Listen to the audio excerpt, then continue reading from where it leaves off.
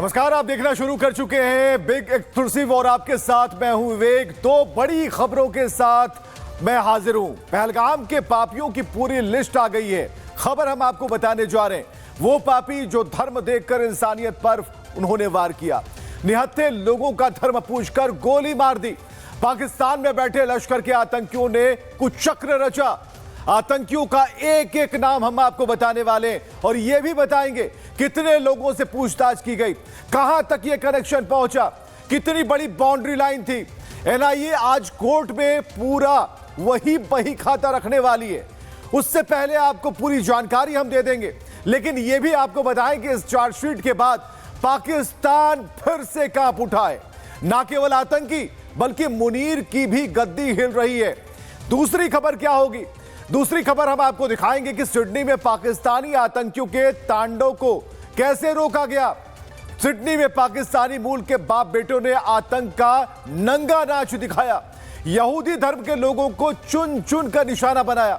16 मासूमों को मौत की नींद सुला दी। कई जिंदगियां मौत से जूझ रही हैं। बड़ा सवाल है, इन पाकिस्तानी आतंकियों का कब और कैसे पक्का इलाज होगा? यही सवाल है। शुरुआत हम करने जा रहे हैं और अब पहलगाम आतंकी हमले का जिक्र करना यहां बेहद जरूरी है, क्योंकि पहलगाम आतंकी हमले को लेकर आज का दिन बड़ा है।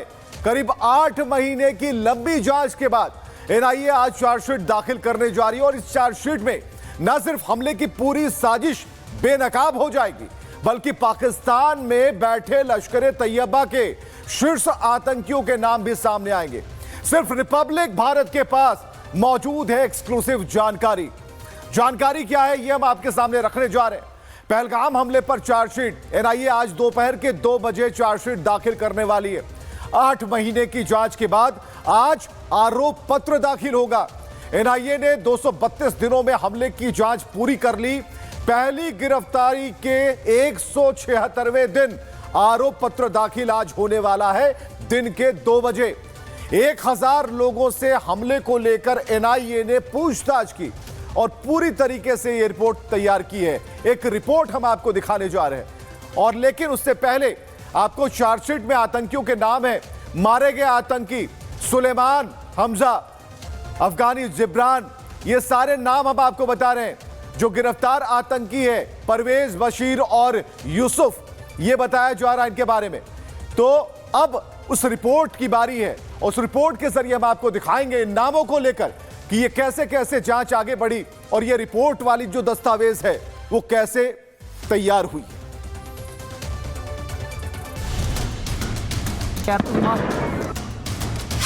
232 दिन, 1000 से ज्यादा पूछताछ, हर कॉल, हर मूवमेंट, हर मददगार पर नजर। और आज दोपहर 2 बजे एनआईए दाखिल करेगी एक ऐसी चार्जशीट जो आतंकी की रीढ़ तोड़ने वाली है। जम्मू कश्मीर के पहलगाम में हुआ आतंकी हमला, जिसने पूरे देश को झकझोर कर रख दिया था। निर्दोष नागरिकों को निशाना बनाया गया और एक बार फिर पाकिस्तान प्रायोजित आतंकवाद का चेहरा सामने आया। अब उस हमले पर एनआईए आज दोपहर करीब 2 बजे चार्जशीट दाखिल करेगी। करीब 232 दिनों की गहन जांच के बाद राष्ट्रीय जांच एजेंसी आज अदालत के सामने पूरे साजिश की पोल खोलेगी। एनआईए दोपहर 2 बजे चार्जशीट दाखिल करेगी। 8 महीने की जांच के बाद आज आरोप पत्र दाखिल किए जाएंगे। एनआईए ने 232 दिनों में हमले की जांच पूरी की है। पहली गिरफ्तारी के 176वें दिन आरोप पत्र दाखिल। एनआईए ने 1000 लोगों से हमले को लेकर पूछताछ की। आरोप पत्र आज दोपहर 2 बजे जम्मू के स्पेशल एनआईए कोर्ट में दाखिल होगा, जिससे पहले स्पेशल एनआईए कोर्ट के जज जो हैं वो कोर्ट में पहुंच चुके हैं। बताया जाता है कि एनआईए की टीम को एक एसएसपी रैंक आईपीएस अधिकारी जो हैं वो हेड करेंगे और कोर्ट में आज आरोप पत्र शाम तक दाखिल हो जाएगा, जिसमें कई बड़े गुनहगारों के नाम होंगे। एनआईए ने इस हमले की जांच में स्थानीय नेटवर्क से लेकर अंतर्राष्ट्रीय आतंकी कनेक्शन हर कड़ी को खंगाला। सूत्रों के मुताबिक ये चार्जशीट बेहद मजबूत, पुख्ता सबूतों और तकनीकी साक्ष्यों पर आधारित है। सबसे बड़ा खुलासा, चार्जशीट में लश्कर तैयबा के शीर्ष नेतृत्व के नाम शामिल होंगे। सूत्रों के मुताबिक एनआईए की चार्जशीट में लश्कर के शीर्ष नेतृत्व का नाम होगा, आतंकी नेतृत्व और उनकी भूमिका का नाम होगा। फंडिंग और निर्देशों का विवरण, डिजिटल और तकनीकी सबूत, चश्मदीद और गवाहों के बयान। सूत्र जो हमें बता रहे हैं कि एनआईए की ये चार्जशीट कोई बहुत लंबी नहीं होने वाली। जिस तरह से 15-20 हज़ार पन्नों की चार्जशीट ये नहीं रहेगी, बल्कि ये चार्जशीट बेहद ही सिमटी हुई और वेल रिसर्च चार्जशीट रहेगी, जिसमें एनआईए ने कम से कम शब्दों में पाकिस्तान के पूरे आतंकी नेटवर्क को बखान करने की कोशिश की है। इतना ही नहीं, चार्जशीट में ऑपरेशन महादेव में मारे गए आतंकियों की भूमिका भी दर्ज की गई है। इन आतंकियों के नाम इसमें शामिल हैं सुलेमान, हमजा अफगानी, जबरान। तीनों की हमले की प्लानिंग, मूवमेंट और लॉजिस्टिक सपोर्ट की भूमिका चार्जशीट में साफ साफ दर्ज है।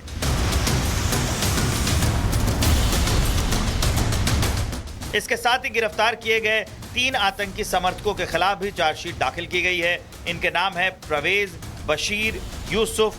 इन पर आरोप है कि इन्होंने आतंकियों को पनाह, मदद और स्थानीय सपोर्ट उपलब्ध कराए। आपको बता दें कि पहलगाम में चार्जशीट दायर होने के दौरान एनआईए के एसएसपी रैंक के वरिष्ठ अधिकारी भी मौजूद रहेंगे। कुल मिलाकर पहलगाम आतंकी हमले को लेकर आज एनआईए की चार्जशीट आतंक की साजिश से लेकर पाकिस्तान कनेक्शन हर राज से पर्दा उठने वाला है। पहलगाम हमले की चार्जशीट के साथ आज आतंक की पूरी साजिश अदालत के सामने होगी।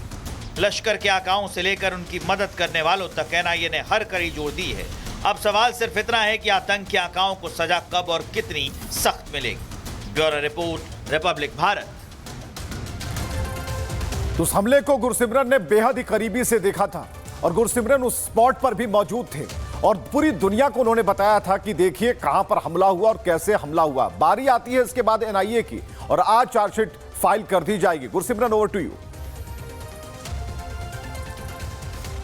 देखिए, इस वक्त हम एनआईए के जम्मू हेडक्वार्टर्स में मौजूद हैं और यहाँ से तकरीबन आप मान के चलिए कि 1 से सवा घंटे के बाद जो है एनआईए की टीम्स जम्मू कोर्ट के लिए निकल जाएंगी, जहाँ पर चार्जशीट दायर की जाएगी। चार्जशीट जो है ये बहुत लंबी चौड़ी नहीं बल्कि संक्षिप्त में पाकिस्तान के गुनाहों की हर एक डिटेल जो है उसे बयां करेगी। पाकिस्तान ने किस तरह से ये साजिश रची, पाकिस्तानी आतंकियों ने किस तरह से इसे अंजाम दिया और किस तरह से पाकिस्तान के समर्थक इसमें शामिल रहे, हर एक चीज़ डिटेल की जाएगी। इस वक्त आप तो एनआईए हेडक्वार्टर के बाहर की तस्वीरें हम आपको दिखा रहे हैं। सुबह से ही यहां पर सिक्योरिटी जो है वो बढ़ा दी गई थी। सीआईएसएफ की एडिशनल जो डिटेलिंग है वो यहां पर कर दी थी। कारण ये था क्योंकि बेहद ही हाई प्रोफाइल केस है, सुरक्षा बलों की तैनाती इसलिए की गई थी। यही जो दरवाज़ा है, अगर सरजीवन आपको दिखा पाएं तो यहाँ से तकरीबन 1 से सवा घंटे बाद जो है एनआईए की टीमें यहाँ से निकलेंगी और जम्मू कोर्ट के लिए रवाना होगी, जो तकरीबन आधे घंटे का यहाँ से फासला है। उसके बाद वहाँ पर 2 बजे का समय जो है वो निश्चित है जब एनआईए इस चार्जशीट को पेश करेगी, जिसमें कि 6 बड़े नाम तो कंफर्म है, जिसमें कि सुलेमान का नाम है, हमजा अफगानी का नाम है, जिब्रान का नाम है, जो तीनों आतंकी ऑपरेशन महादेव में 28 जुलाई को मारे गए थे। उसके अलावा 3 और नाम जो कि परवेज, बशीर और मोहम्मद यूसुफ का नाम है वो भी इस चार्जशीट में होगा। इसके अलावा बताया जाता है कि लश्कर तौयबा की बड़ी लीडरशिप जो कि पाकिस्तान में बैठी है, उसने किस तरह से इस आतंकी हमले की साजिश रची उसे भी जो है इस आरोप पत्र में उनका नाम किया जाएगा और नाम के साथ उनके काली करतूतों की फहरिस्त भी बताई जाएगी। तो गुरसिमरन बता रहे थे कि किस तरीके से पूरी करतूत जो है वो फाइलों में पड़ी हुई है। बहुत बहुत शुक्रिया गुरसिमरन हमसे बातचीत करने के लिए। लेकिन पहलगाम अटैक और हमले का फ्लैशबैक देखना बेहद जरूरी है। कितने पर्यटक वहां पर मौजूद थे, जो आम नागरिक थे वो क्या कर रहे थे, हत्याएं कितनी हो गई, ये जरा ग्राफिक्स के जरिए आप समझने की कोशिश कीजिए कि कुल हत्याएं 26 और पहलगाम हमले को लेकर के जो संवेदना है पूरे भारत की वो एक साथ है। हम आपको बता रहे हैं कि 22 अप्रैल 2025 शाम के 3 बजे 3 लश्कर आतंकियों ने हमला किया। ये फ्लैशबैक हम आपको बता रहे हैं। और 10 लाख मुआवजे का ऐलान 23 अप्रैल 2025 सुबह 10 बजे हुआ।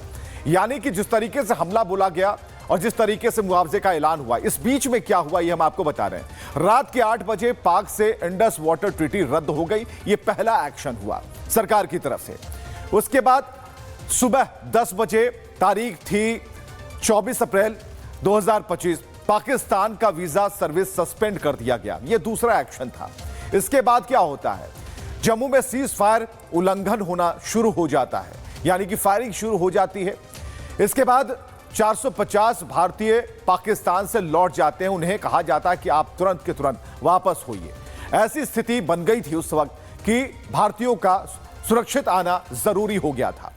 पहलगाम में आतंकी हमले के सबूत मिलने शुरू हो गए। यानी कि जमीनी स्तर से ज्यादा जो सैटेलाइट तस्वीरें थी वो बहुत कुछ कह रही थी कि कैसे क्या हुआ।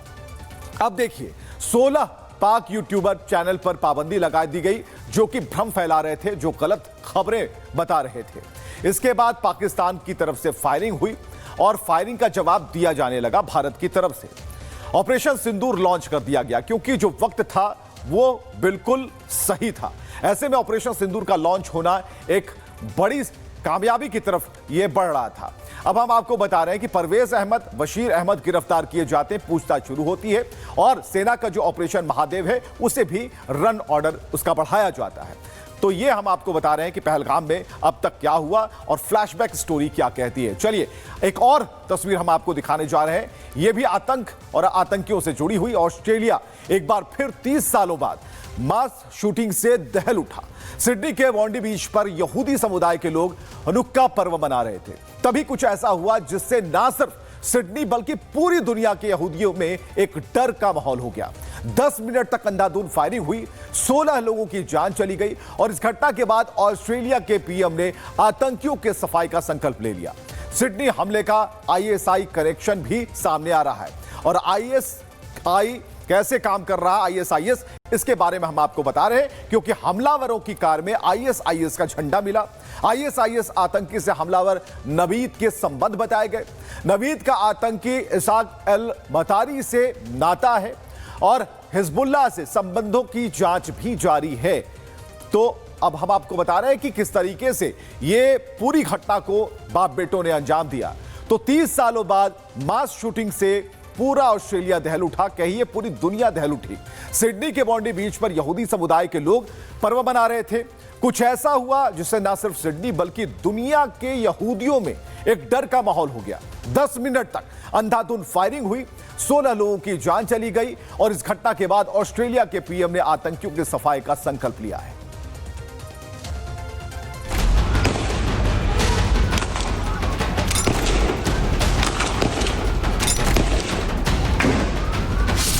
ऑस्ट्रेलिया का बॉन्डी बीच बना कत्लगाह। हनुक्का के जश्न में गोलियों की गूंज। 10 मिनट तक मौत का तांडव।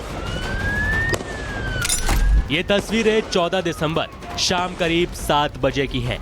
जगह ऑस्ट्रेलिया का मशहूर बॉन्डी बीच। यहूदी समुदाय हनुक्का का पर्व मना रहा था। करीब 2000 लोग प्रार्थना, जश्न और खुशियों में डूबे हुए थे। लेकिन अचानक गोलियों की तड़तड़ाहट गूंज उठी। फायरिंग की आवाज सुनते ही बीच पर भगदड़ मच गई। जो जहां था वहां से अपनी जान बचाकर भागने लगा। चारों तरफ चीख पुकार मची थी। एक एक कर यहूदियों को निशाना बनाया गया। 10 मिनट तक अंधाधुंध मौत का खेल चलता रहा। ऑस्ट्रेलिया के सिडनी में रविवार को बॉन्डी बीच पर हुए आतंकी हमले में मरने वालों की संख्या बढ़कर 16 हो गई है, जबकि कम से कम 40 लोग अस्पताल में भर्ती हैं। हमलावरों ने सिर्फ बीच को ही नहीं, आसपास के रेस्टोरेंट और होटलों को भी निशाना बनाया। लोग टेबल के नीचे जमीन पर लेटकर जान बचाते नजर आए। हमले का ड्रोन फुटेज भी सामने आया है, जिसमें 2 हमलावर फायरिंग करते दिख रहे हैं।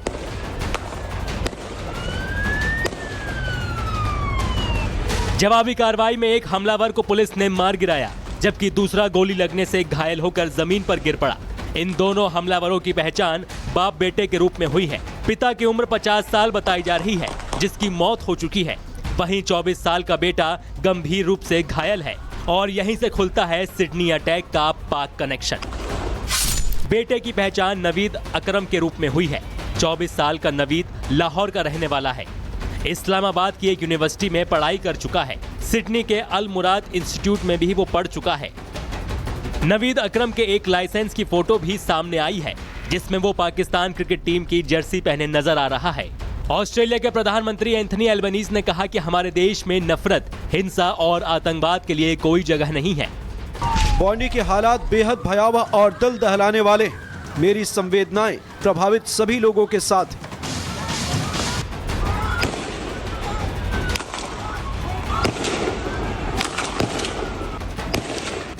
इस बीच इजराइल के प्रधानमंत्री बेंजामिन नेतन्याहू ने बड़ा दावा किया। नेतन्याहू के मुताबिक उन्होंने 17 अगस्त को अल्बनीज को पत्र लिखकर चेताया था कि ऑस्ट्रेलिया की नीतियां यहूदी विरोधी भावना को बढ़ावा दे रही हैं। ऑस्ट्रेलिया में हुई आतंकी घटना के वक्त इंग्लैंड के पूर्व क्रिकेटर माइकल वॉन ने एक रेस्टोरेंट में छिपकर अपनी जान बचाई। सोशल मीडिया पर पोस्ट कर उन्होंने इसकी जानकारी दी। 10 मिनट तक आतंक और 16 बेगुनाहों की मौत।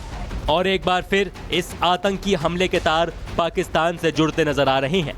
बॉन्डी बीच की रेत आज भीगी है, लेकिन समंदर के पानी से नहीं, मासूमों के खून से। ये साफ चेतावनी है कि आतंक और नफरत की कोई सरहद नहीं होती। ऐसे में सवाल है कि दुनिया आतंक पर अब भी आंखें बंद रखेगी या फिर इसके खिलाफ एकजुट होकर खड़ी होगी। Bureau report, Republic Bharat. 14 नवंबर को बिहार की जनता ने पार्टी को अब तक की सबसे बड़ी जीत की सौगात दी, तो अब केंद्रीय नेतृत्व ने बिहार सरकार के मंत्री नितिन नबीन को बीजेपी का राष्ट्रीय कार्यकारी अध्यक्ष बना दिया, जिससे पार्टी कार्यकर्ताओं में उत्साह है और नितिन नबीन बीजेपी के नए अध्यक्ष के चुनाव तक कार्यभार संभालेंगे। महज 45 साल के नितिन नबीन को कार्यकारी अध्यक्ष पद पर नियुक्ति से बीजेपी कार्यकर्ताओं का उत्साह चरम पर है। बीजेपी के राष्ट्रीय कार्यकारी अध्यक्ष चुने जाने के बाद कुछ देर में दिल्ली वो पहुंचने वाले हैं और इससे पहले नितिन नबीन ने पटना के महावीर मंदिर में हनुमान जी का आशीर्वाद लिया और अपने पिता को श्रद्धांजलि दी। उन्होंने कहा कि मोदी जी के नेतृत्व में हर घर हर गांव में विकास पहुंचा है। राजनीति में कोई शॉर्टकट नहीं होता है। सुनिए, पलक हमारे साथ मौजूद हैं और पलक से बात करते हैं। पलक, गहमा गहमी काफी बढ़ गई है। नितिन नबीन पहुंचने वाले हैं कार्यकारी अध्यक्ष के तौर पर, सबसे कम उम्र के नितिन नबीन।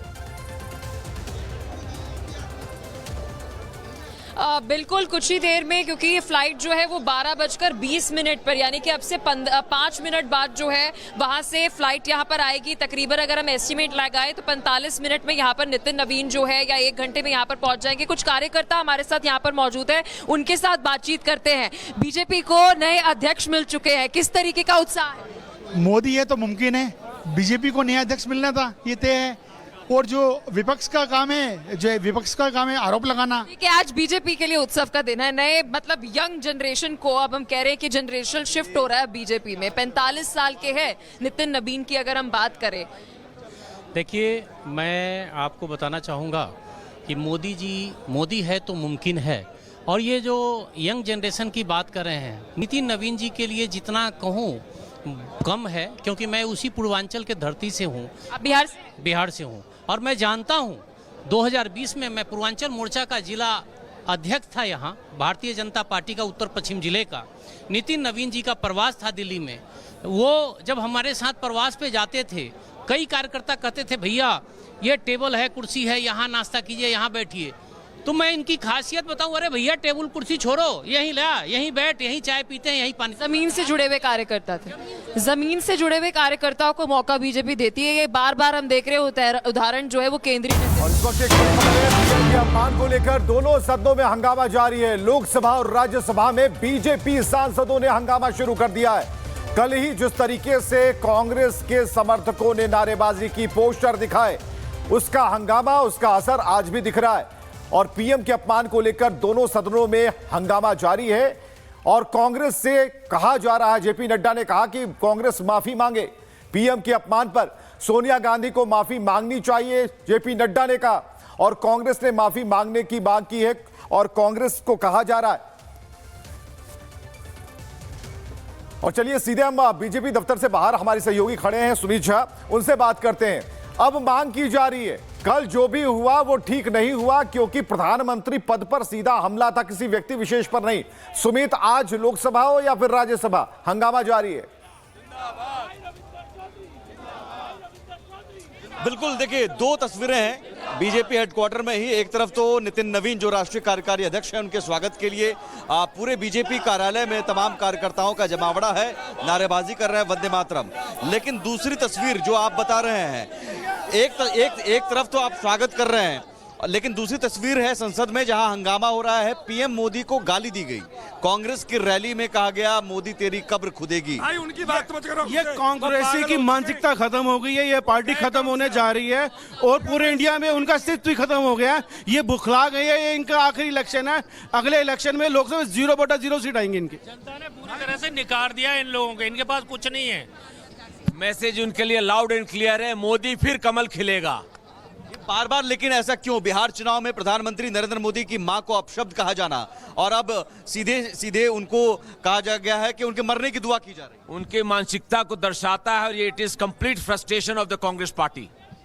क्या लोकसभा राज्यसभा में हंगामा हो रहा है? अब कहा जा रहा है माफी जब तक नहीं मांगेंगी सोनिया गांधी राहुल गांधी तब तक कार्यकर्ताओं के नहीं, सोनिया गांधी राहुल गांधी से माफी मांगनी चाहिए। माफी वो माफी उनको गाली दे रहे माफी उनको मांगनी चाहिए, ना कि हमें वही मैं कह रहा हूँ। हाँ, माफी बिल्कुल उनको मांगनी चाहिए। वो देश विरोधी काम कर रहे हैं, नारे लगा रहे हैं मोदी जी के खिलाफ। ये सब सारी गलत राजनीति ये किस तरह की मानसिकता है? ये किस तरह की मानसिकता ये दर्शाता है उनका अस्तित्व पूरे भारत से खत्म हो चुका है। और वो जो राजगद्दी पे बैठे थे ना बचपन से ही, वो राजकुमार को बनाने के चक्कर में एक माता बूढ़ी हो गई, लेकिन वो बेटे को पीएम का सपना जो दिखा रही थी वो सपना साकार होने वाला नहीं। बीजेपी 35-40 साल तक हिलेगी नहीं अभी भारत से, क्योंकि जनता बहुत प्यार करती है नरेंद्र मोदी जी से। एक तरफ जमीनी कार्यकर्ता का सम्मान बीजेपी में और दूसरी तरफ देश के प्रधानमंत्री को गाली। बस आपने बिल्कुल ठीक बोला है। जो सांप है ना, सांप की पूंछ पे पैर रख दो तो वो काटेगा जरूर। तो गाली के अलावा कुछ बचा ही नहीं उन पर। कांग्रेस करती है परिवारवाद की राजनीति, भाजपा करती है जमीनी कार्यकर्ता की राजनीति। यही फर्क है दोनों पार्टी में। एक तरफ पीएम मोदी की मां को अपशब्द कहा गया बिहार चुनाव में, अब उनको गाली दी जा रही पीएम मोदी को। बार बार इस तरह की गाली गलौज की मानसिकता कैसी है? वो मानसिकता तो उनकी है ना, हमारे मोदी जी की मानसिकता क्या है आप देख ही रहे हो। हम विकास की तरफ उन्नति कर जा रहे हैं। हमने बिहार में पर्चा लहराया तो अब हमने केरला में भी पर्चा लहरा दिया है और हम बंगाल की तरफ भी मुड़ेंगे। तो वी आर ऑन द विकास। ये बंगाल अब बिहार हारा, अब बंगाल भी हारेंगे। जब जब गाली देते हैं तब तब चुनाव हारते हैं। तो हारते जाएंगे और हार के अब केरला में भी तो पहुंच ही गए हम लोग।